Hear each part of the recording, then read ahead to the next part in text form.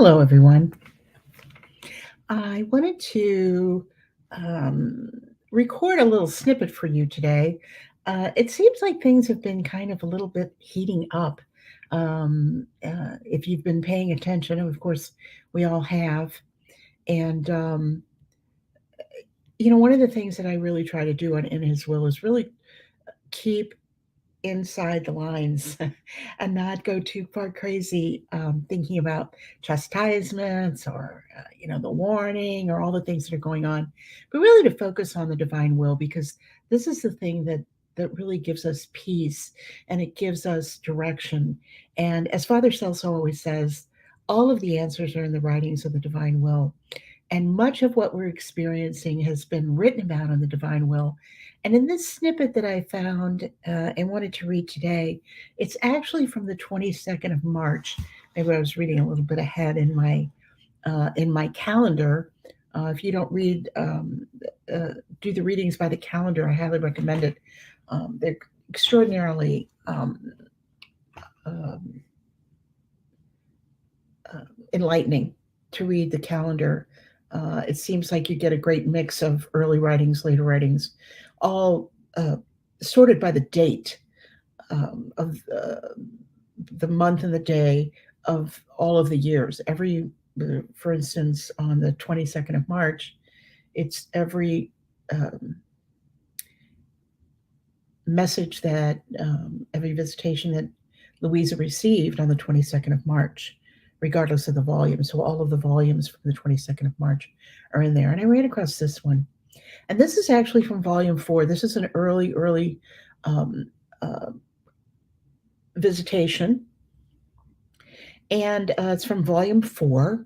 And Louisa is seeing Rome and great sins, and Jesus is talking about chastisements. And Louisa is opposed, and Jesus kind of comes back at her a little bit about opposing any chastisements. And I thought this might be a good reading for us. So Louisa starts, "As I continued in my usual state of privation, and therefore of unspeakable bitternesses, this morning my adorable Jesus came and transported me outside of myself. It seems to me that it was Rome. How many spectacles one could see from all classes of people.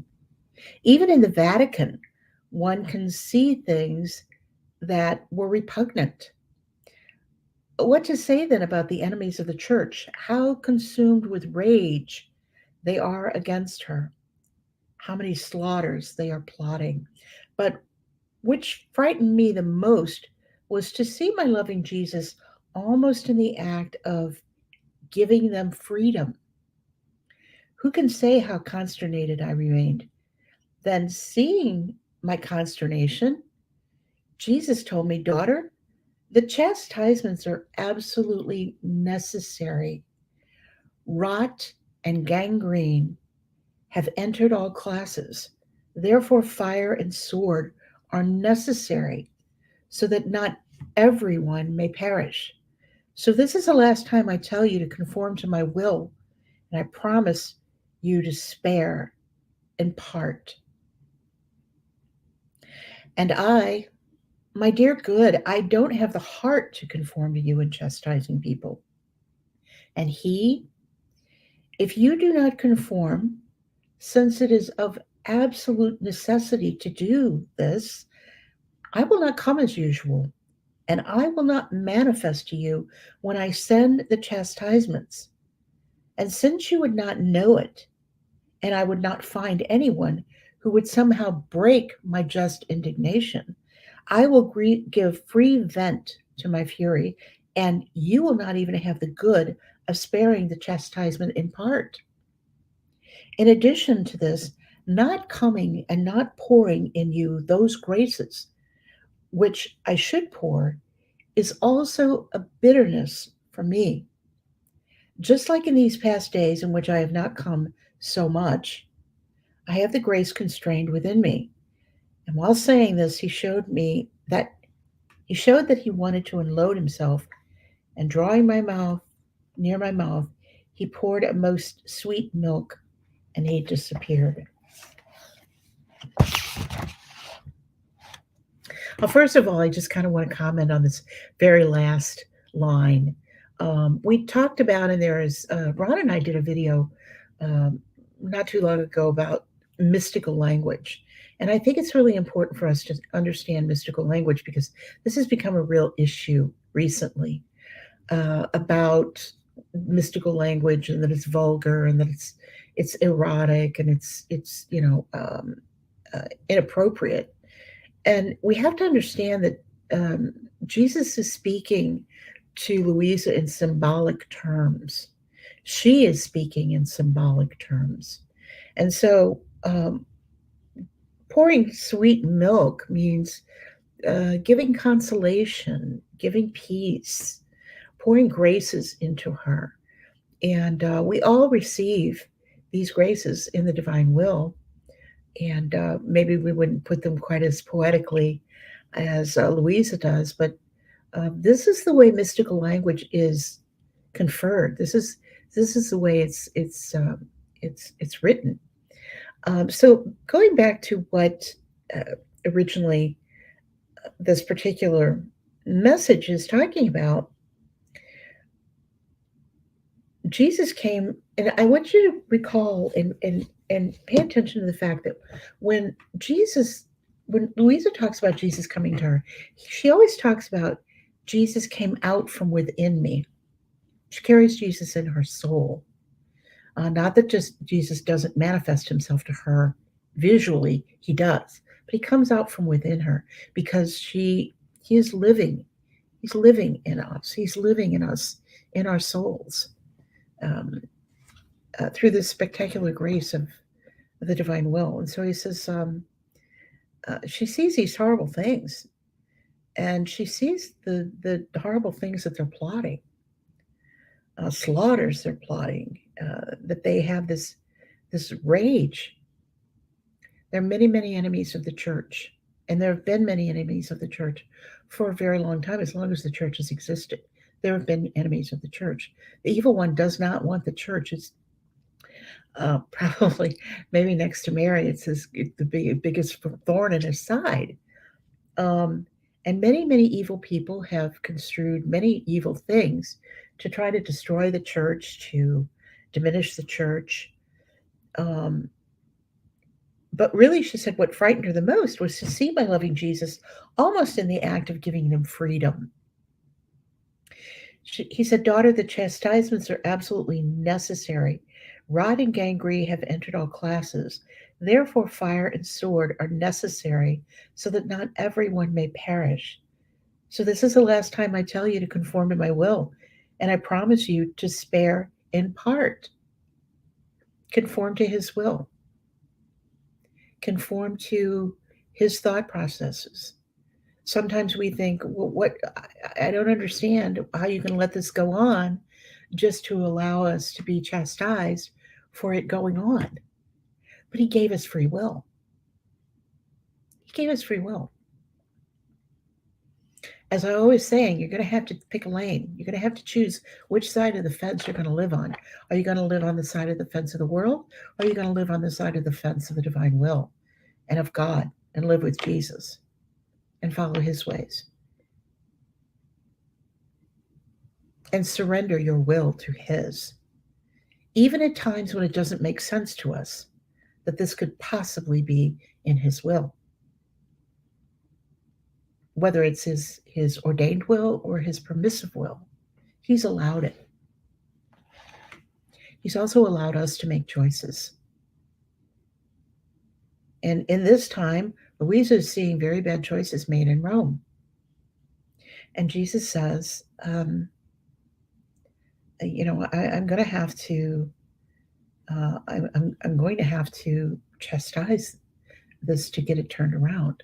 I often visualize the way we're going is like a big, big ship speeding on at sea, and then suddenly realizing we're going in the wrong direction. We got to turn around. We're going to hit the iceberg.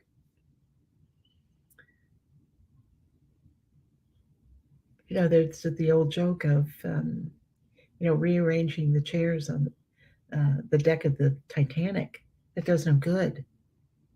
You have to turn the ship around. This takes time and it takes a lot of effort. You don't just turn a big ship around, just boop.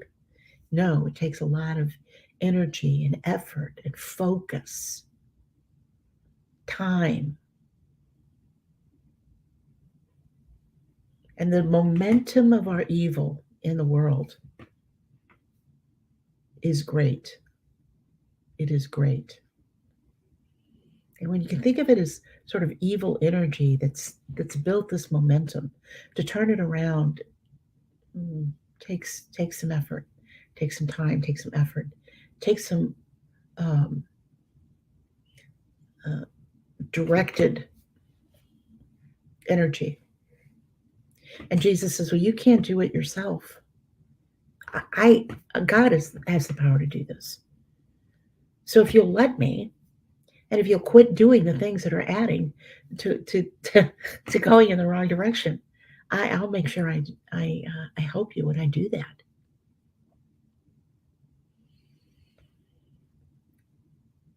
But he says, I will give free vent to my fury. Sometimes you just have to destroy and start over. You know, I'm from Missouri. I'm from the Show Me State.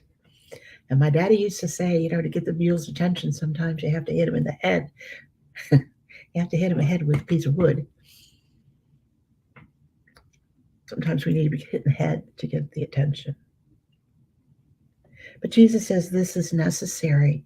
And he will spare.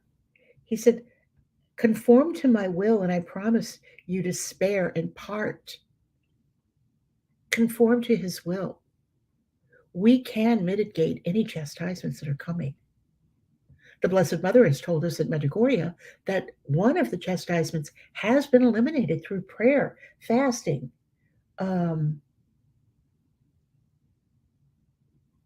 whatever, you know, we can offer of ourselves. So keep in mind that God has not abandoned us. Jesus could be talking about what was going on in 1901 in the Vatican. He could be talking about what's going on in 2024 in the Vatican. This is nothing new. What's happening now is nothing new. One of the things that we know is that because of social media and our ability to communicate with one another, we're a lot more aware of what's going on over there than we have been in the past. So we see it, we experience it. We've experienced much worse. We've come through much worse. I think one of the things that we have to, for me certainly, and we're told this in the writings, one of the greatest signs that we have that we are living in the divine will is peace. Peace of mind, peace of heart and soul, peace in our lives. Sometimes we get riled, sometimes we get frightened, or can almost lead into kind of despair of, oh my gosh, what's going to happen, or what's ever going to turn this around? It looks like it's, almost a lost cause. We even have divisions in our church. One side, saying things have to be one way. Another side saying, no,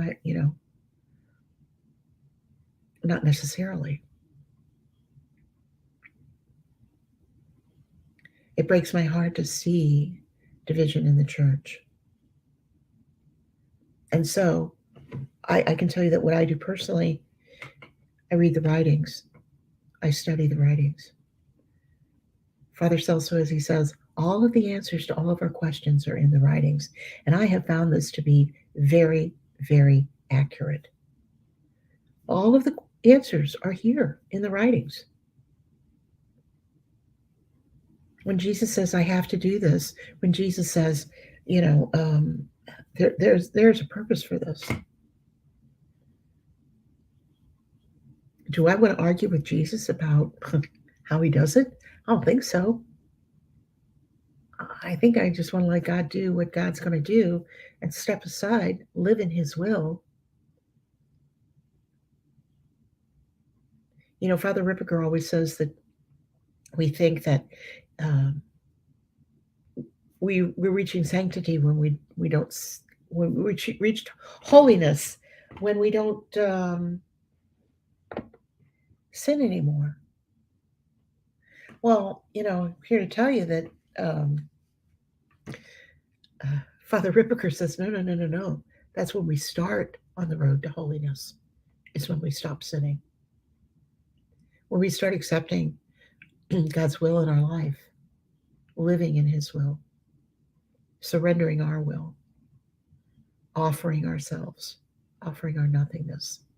So I thought this was a really great, a great little reading of Jesus saying to Louisa, because Louisa was pushing back and says, I can't, I can't condone this. Imagine. She's saying, I don't have the heart to conform to you in chastising people. I don't have I don't have the heart to condone this. Are you kidding? But don't we do the same thing? Don't we do the same thing? I don't have the heart for this. I don't have the courage for this. I don't have the patience for this. I don't have the ability. I don't know if I'm going to make it. I don't know if I can deal with this. So be at peace. God has a plan. It's a perfect plan. It will be perfectly executed for the good of His kingdom here on earth. And I truly believe that. I truly, truly um, trust that God has a plan. He knows when and where and how. He's hoping for our cooperation in turning the ship around by offering our will and giving up our sin, learning. The more we learn, it seems like the more we learn, the more at peace we can be. So, thank you for listening. I pray that this was a little bit helpful. I just thought it was an interesting little reading and kind of really so appropriate for where we're at right now. And it was one that Louisa received in 1901. 1901, yes. I see that 01, and my tendency is to think 2001. No, no, 1901. And so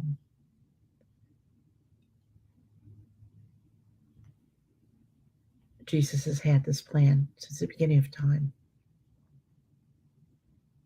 Be at peace. I thank you all for your support and for your prayers. I hope to put out more snippets in the future. I know that I have been a little bit, not as many snippets have been coming out. I've been focusing a lot on guests. And as you know, we've had some wonderful guests on the channel recently. And I hope that if you miss them, you'll go back in the playlists and see them. Please subscribe and like the channel if this is something that you find valuable. And because it helps other people find the channel. And we know that the divine will is growing. We know that the divine will is getting lots of attention, whether it's positive or negative. Pray for our priests. Pray for those who are struggling and suffering. I hope you're having a wonderful, wonderful Lent. And we look forward to a great Easter season, divine mercy. Good things are coming. But be at peace and continue to live in His will.